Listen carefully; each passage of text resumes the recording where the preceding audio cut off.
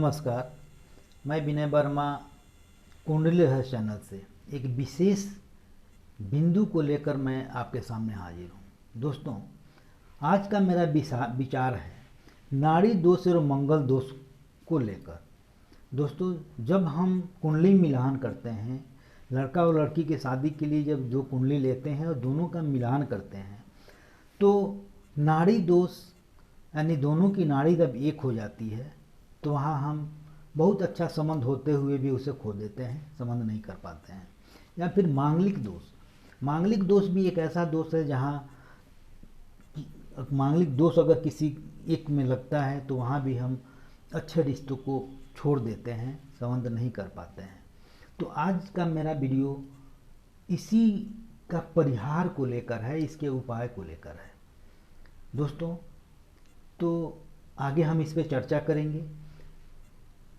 तब तक हम ये चाहेंगे कि आप अगर मेरे वीडियो से नहीं जुड़े हैं तो मेरे वीडियो को, मेरे चैनल को सब्सक्राइब कर लें, मेरे वीडियो को शेयर करें, क्योंकि आपके माध्यम से औरों को भी लाभ मिल सके।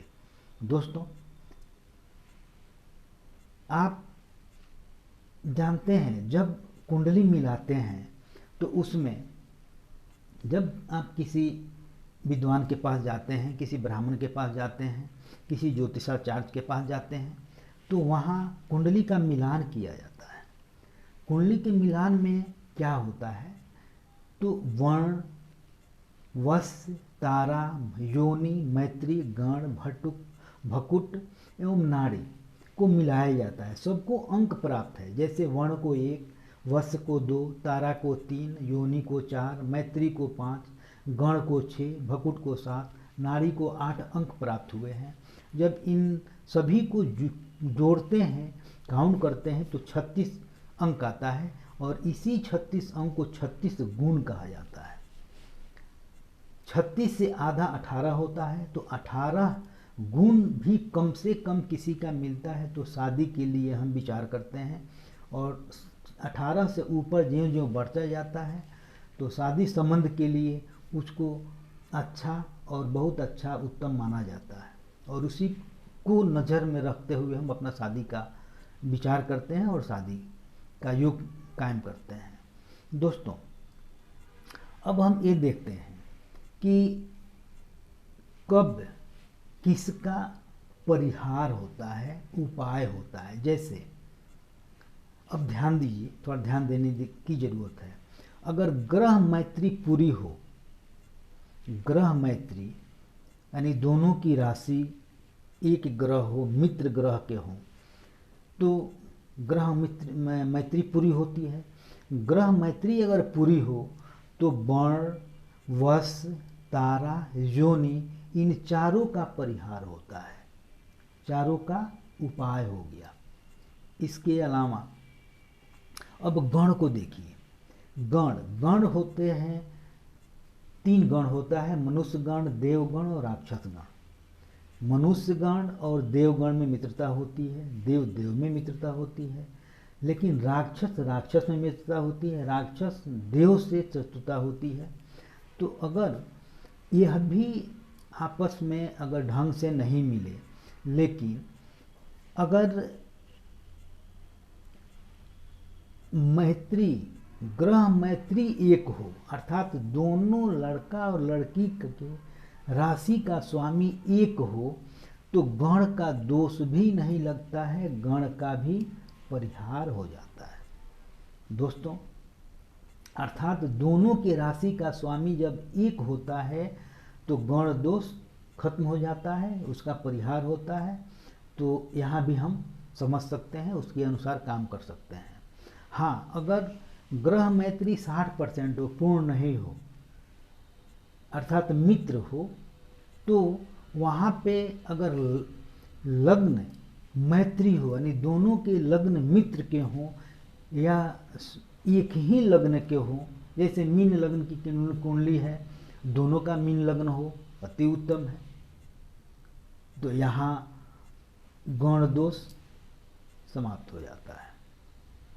तो यहाँ चूँकि लग्न क्या होता है, शरीर होता है, और ग्रह की जो राशि की मैत्री होती है तो चंद्र से बनता है राशि, तो वहाँ मन का मिलन होता है। तो यह दोनों चीज़ विचार करने की है। लग्न शरीर है, शरीर के साथ मन होता है, सब कुछ होता है, तो वहाँ उसका मैचिंग होता है तो बहुत अच्छा है। दोस्तों अब हम बात करेंगे भकुट की, भकुट दोष के बारे में। दोस्तों अगर वर और कन्या, भकुट दोष का परिहार कैसे होता है? अगर लड़का और लड़की के राशि का स्वामी एक ही हो, दोनों के स्वामी एक हो, तो वहाँ पे भकुट दोष का परिहार होता है। लेकिन इस पे थोड़ा सा हम और डीपली जाएंगे अगले वीडियो में भकुट पे, तो इस पे थोड़ा ध्यान देने की ज़रूरत है, क्योंकि भकुट का दोष का परिहार तो है, लेकिन उस पे थोड़ा विचारणीय है, विचार करके। हालांकि वैसे दोनों की अगर मैत्री पूरी होती है, अगर ग्रह दोनों का, अगर ग्रह राशि एक हो तो भकुट दोष नहीं लगता है, इसका परिहार होता है। अब दूसरा अगर देखें, अगर ग्रह मैत्री बहुत अच्छी हो तथा साथ में नाड़ी दोष न हो, ध्यान दीजिएगा, ग्रह मैत्री बहुत अच्छी यानी स्व राशि का हो, दोनों के स्वामी एक हों और नाड़ी दोष नहीं हो, तो भकुट दोष नहीं लगता है, इसका परिहार हो जाता है। अब नाड़ी दोष के बारे में समझते हैं। तो नाड़ी दोष, चूँकि आज का मेरा मुख्य विषय है नाड़ी दोष और मांगलिक दोष के बारे में, तो अब नाड़ी दोष के बारे में समझिए। नाड़ी दोष अलग अलग अगर होता है तो अच्छा है। अगर नाड़ी, मध्य, अंत आदि ये नाड़ी होते हैं, तो नाड़ी में लड़का और लड़की का दोनों नाड़ी अलग अलग होता है तो अच्छा है, यहाँ दोष नहीं लगता है। लेकिन ज्यों ही दोनों की नाड़ी एक हो जाती है तो यहाँ दोष हो जाता है। दोस्तों तो दोष होगा तो वहाँ पे बहुत अच्छा संबंध होने के बावजूद भी, बहुत अच्छा लड़का लड़की का मिलन होने के बावजूद भी नाड़ी दोष के चलते वो हम त्याग देते हैं, संबंध नहीं कर पाते हैं। तो इसके लिए ध्यान दीजिए, इस नाड़ी दोष का परिहार कैसे होता है। दोनों लड़का और लड़की की राशि एक हो, अब ध्यान दीजिएगा यहाँ पे, लड़का और लड़की की राशि एक हो परंतु जन्म नक्षत्र अलग अलग हो। लड़का लड़की का राशि एक हो परंतु जन्म नक्षत्र अलग अलग हो, या जन्म नक्षत्र अगर एक हो तो चरण अलग अलग हो, चरण 4 होते हैं तो चरण अलग अलग हो, तो नाड़ी दोष का परिहार होता है। यह जो है, जो भी नियम जो है, यह मैं खुद से नहीं, ग्रंथ के माध्यम से मैं बतला रहा हूँ। ग्रंथ की अगर पुस्तक की बात करें तो बृहद ज्योतिष सार को अगर देखेंगे तो उसमें विवाह का विचार के चैप्टर को जब निकालेंगे, पेज नंबर 182 पर ये अंकित है, उस पर आप ध्यान दे सकते हैं। दोस्तों तो यह ग्रंथ की बात है। इसके अलावा हम बात करेंगे मांगलिक दोष के बारे में। दोस्तों अब हम बात करते हैं मांगलिक दोष के बारे में। सबसे पहले तो ये देखिए कि मंगल देखने के लिए हम कैसे देखते हैं। सबसे पहले मंगल को देखने के लिए लग्न का कुंडली देखते हैं। ऐसा नहीं कि एक का लग्न का कुंडली हो जाए और दूसरे का चंद्र राशि की कुंडली हो जाए, ऐसा नहीं होता है।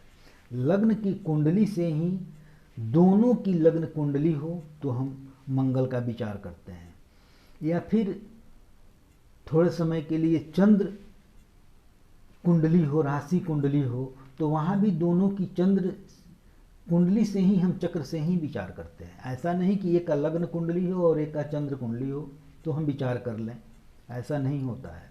होता सिर्फ यही है, लग्न की कुंडली से ही चंद्र कुंडली भी बनता है। तो लग्न का कुंडली मुख्य है, लग्न कुंडली से ही मांगलिक दोष का विचार किया जाता है। तो दोनों की कुंडली में एक समान ही देखना चाहिए, लग्न की कुंडली से ही दोनों पे विचार किया जाता है। अब मंगल दोष लगता कैसे है, अब उसको समझते हैं। मंगल पहले भाव में, चौथे भाव में, सातवें भाव में, आठवें भाव में या फिर 12वें भाव में अगर मंगल बैठता है तो मांगलिक दोष होता है, मांगलिक कुंडली कही जाती है।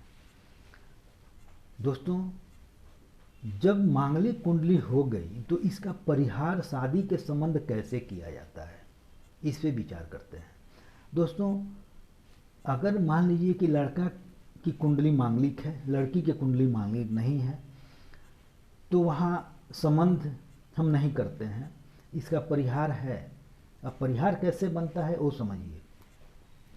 अगर दोनों की कुंडली में मंगल इसी भाव में बैठे हैं तो मांगलिक हुआ, तो दोनों का कुंडली है तो वहाँ परिहार है, वहाँ किसी भी तरह का मांगलिक दोष का काम नहीं है, वहाँ संबंध किया जा सकता है। लेकिन अगर किसी एक के कुंडली में है और एक के कुंडली में नहीं है तो वहाँ विचार करने के लिए सबसे पहले यह देखें कि प्रथम भाव और चतुर्थ भाव में मंगल अगर मेष राशि और वृश्चिक राशि में बैठा हो, प्रथम भाव से मांगलिक योग होता है, चतुर्थ भाव से होता है, तो मंगल प्रथम भाव और चतुर्थ भाव में मंगल अगर बैठा है अपनी स्व राशि में अर्थात मेष राशि या वृश्चिक राशि में, तो मांगलिक दोष नहीं होता है, उसका परिहार होता है। या फिर सप्तम भाव में सातवें घर में अगर मंगल बैठता है तो मंगल अगर ऊंच का बैठा हो, अपने उच्च राशि में बैठा हो अर्थात मकर राशि में बैठा हो,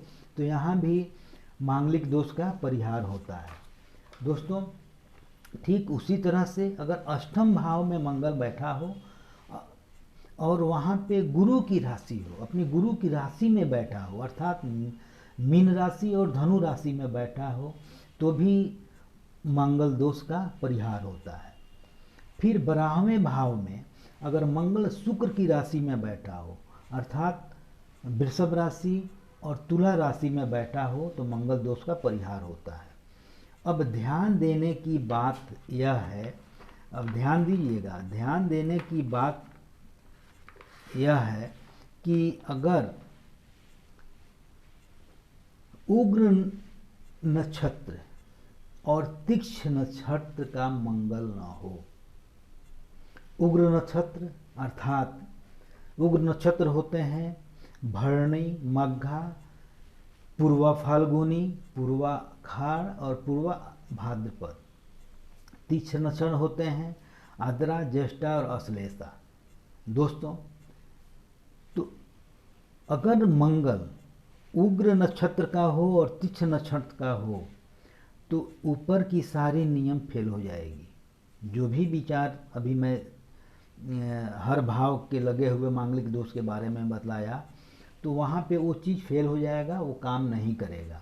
हाँ, अगर मृदु का है तो काम करेगा, लेकिन इसके अलावा मृदु नक्षत्र का अगर मंगल है तो मांगलिक दोष का परिहार माना जाएगा। इसके अलावा अब ध्यान देने की जरूरत है, सातवें भाव, कुंडली के सातवें भाव, लग्न चक्र के सातवें भाव पर विशेष रूप से ध्यान देना चाहिए।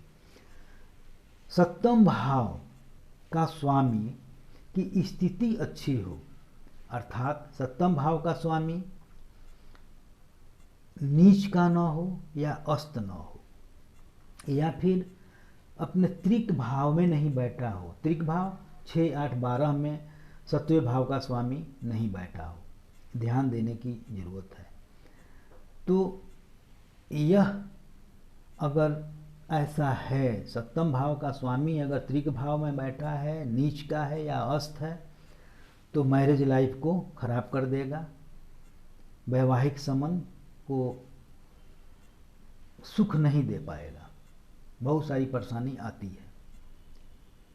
इससे अगर थोड़ा सा और गहराई समझने के लिए, हम सटीक जानकारी के लिए हम क्या करते हैं कि नवमांश चार्ट को देखते हैं। नवमांश चार्ट, नवमांश कुंडली को, नवमांश चक्र को कि चौथे भाव में अगर शुभ ग्रह बैठे हों और शुभ ग्रह की दृष्टि हो तो मांगलिक दोष का परिहार होता है। लेकिन अगर वहीं चौथे भाव में उग्र ग्रह बैठा हो, उग्र ग्रह की दृष्टि हो, क्रूर ग्रह, तो वहाँ परिहार नहीं होता है, सारे नियम फेल हो जाएंगे। दोस्तों, इसके अलावा यह भी ध्यान देना पड़ता है कि अगर मान लीजिए लड़का के कुंडली में मांगलिक है, तो जिस भाव में, अगर प्रथम भाव में मंगल बैठा है लड़के के कुंडली में, तो लड़की के कुंडली के प्रथम भाव में राहु बैठा हो, केतु बैठा हो, शनि बैठा हो या सूर्य बैठा हो, यानी उग्र ग्रह बैठे हों, तो भी उसका परिहार होता है। ध्यान इसके बावजूद सातवें भाव का स्वामी पर निश्चित रूप से ध्यान दें तथा तीक्ष्ण और उग्र नक्षत्र पे भी ध्यान देना जरूरी है। अगर मान लीजिए कि मंगल बैठा है प्रथम भाव में, तो सातवें भाव में राहु हो, केतु हो, शनि हो, सूर्य हो, लेकिन हो चलेगा, लेकिन कब? जब यह तीक्ष्ण या उग्र नक्षत्र के हों तब, क्योंकि यह भी उग्र होना चाहिए, प्रभावशाली, पराक्रमी होना चाहिए, क्रूर होना चाहिए, तब जाकर वह दोनों तरफ पराक्रम बराबर रहेगा। असल में मंगल है क्या? मंगल पराक्रम है। खून, मंगल से खून को हम संबोधित करते हैं, खून की उत्तेजना को हम संबोधित करते हैं। मंगल खून की उत्तेजना है, पराक्रम है। तो वैसा ही सामने वाला का भी पराक्रम होना जरूरी है, तभी एक दूसरे को हम संतुष्ट कर पाएंगे। दोस्तों, यह विचार करने की बात है। परिहार तभी होता है जब किसी भी कंडीशन में, चाहे मैं 1, 4, 7, 8, 12 भाव के बारे जो मैं बतलाया, किस राशि में बैठेगा तो उसका परिहार होगा, इन सब के बावजूद उग्र नक्षत्र और तीक्ष्ण नक्षत्र पे ध्यान देना जरूरी है। दोस्तों, इसके अलावा भकुट दोष क्या है? भकुट दोष लड़का या लड़की की राशि से 6-8 या 9-5 या 2-12 का संबंध हो तो भकुट दोष होता है। क्योंकि 6-8 का संबंध हो तो आयु में, एज में दोष आता है, आयु कम होती है, आदमी को मृत्यु तक भी हो जाता है। अगर 9-5 का संबंध बनाता हो तो संतान दोष होता है, संतान पैदा नहीं होता है, होने के बाद भी परेशानी होती है, संतान दोष उत्पन्न होता है।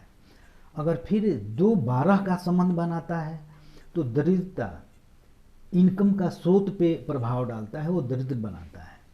तो यह भकुट दोष का परिणाम है। दोस्तों, भकुट दोष के बारे में हम अगले वीडियो में विस्तार रूप से बताएंगे। दोस्तों, आशा करते हैं कि आप मंगल और नाड़ी दोष के परिहार के बारे में आप समझ गए होंगे। आप अगर नहीं समझ पाए हों तो इस वीडियो को पुनः देखें और गहराई से इसको समझें। उसके बावजूद भी अगर समझ में नहीं आए तो आप हमसे डायरेक्ट संपर्क कर सकते हैं, फ़ोन कर सकते हैं, व्हाट्सएप पे आप संपर्क कर सकते हैं, आप अपनी कुंडली हमें दिखा सकते हैं, मैं आपका समाधान कर सकता हूं। दोस्तों, अगले वीडियो में हम फिर आपके साथ उपस्थित होंगे। तब तक के लिए जय माता दी।